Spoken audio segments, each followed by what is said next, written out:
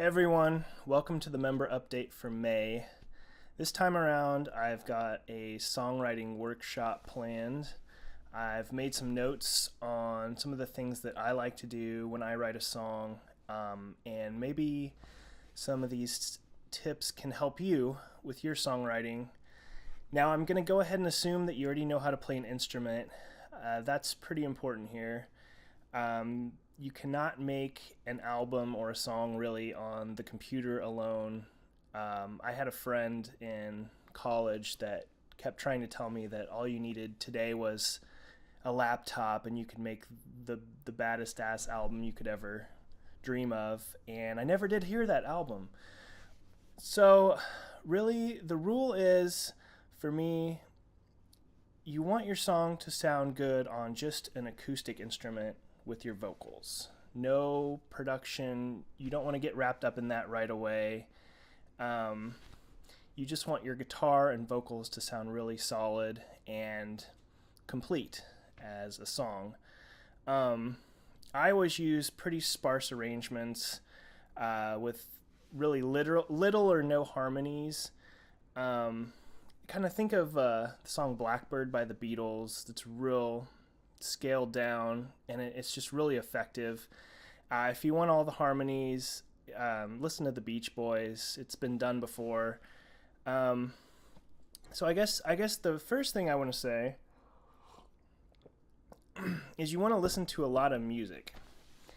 That gives you a real extensive library and something to draw off of. And more importantly, you don't want to do what's been done before, because that kind of makes you look silly. Now, I guess to start, I would focus on playing some of the chords that sound really good together, which I would say like C, D, and G. So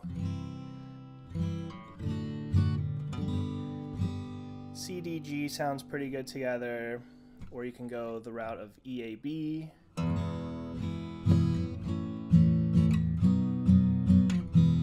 That's kind of more the blues standard. Now, either of those three chords together, you can write about 1 million songs with those. Just those chords. So many songs have been written in the past with just those chords. But what I like to do is I like to come up with a cool chord arrangement, things that sound interesting together. You can do C, D, G, of course.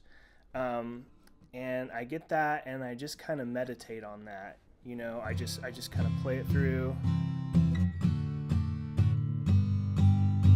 You want to really focus on your rhythm. Practice your rhythm. This is going to take a lot of time to master.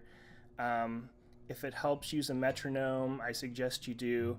Most recorded songs today use a metronome, and you don't want to be flailing with your rhythm, because when you create your melody in your head or afterwards as a lead, it's just going to fall apart. So you want to be real solid to a click track, a real solid rhythm, and the melody will start to fall into place.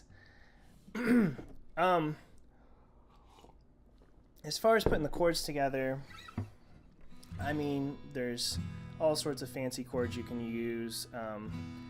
But one real easy thing for beginners, I think, is to use the minor chords mixed in with the major chords.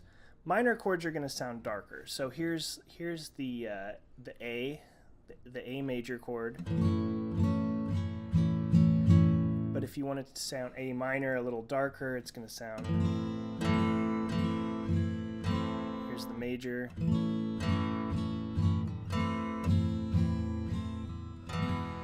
There's the E.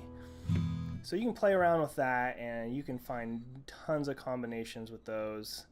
But really, meditating on that will kind of help you, or I do anyway, kind of imagine a melody in your head. And as I play, I kind of start to sing it. I kind of start to bring it out, to evoke it. And I'm just doing that as I'm meditating on those chords.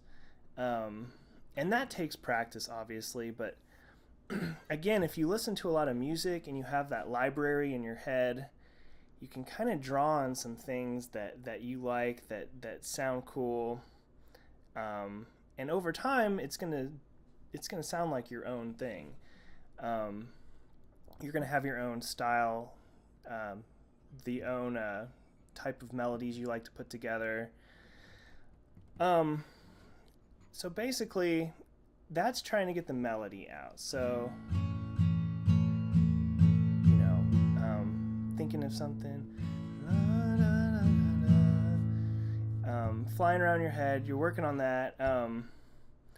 And the lyrics, I've always thought, kind of come out of the mumblings of those meditations. And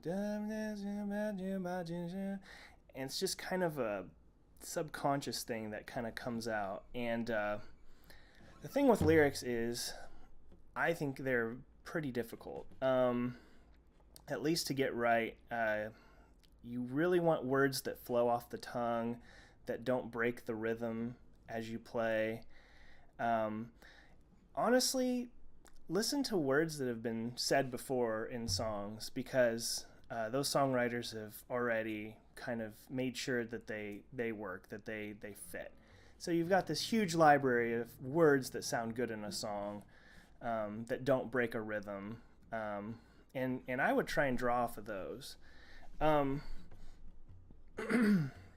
Let's see, what else was I going to say? I think one of the real important things that I always thought was, if I do come up with that song, that meditation, I have some lyrics, a melody kind of floating around. I do like to always record it into something, but really, I think Paul McCartney said the rule of thumb, at least for the Beatles, was if you can remember the song the next day without listening to it, if it's still in your head, if it's still something that is rolling around in there, it's probably pretty decent. And that's kind of the rule of thumb for a good song. Now you can always work on something and bring it back out later, edit it, but the initial thing is going to be what catches you, especially the next day. So I would say just pick up a guitar, the piano, whatever you play, try it out, start. It's rewarding to just start it, and practice, of course. Practice makes perfect. So true with this. And thanks for checking out the update this time. I've got some things planned for next time already. I've got a few new songs up that I put, and thanks a lot for checking in, and I'll see you next time.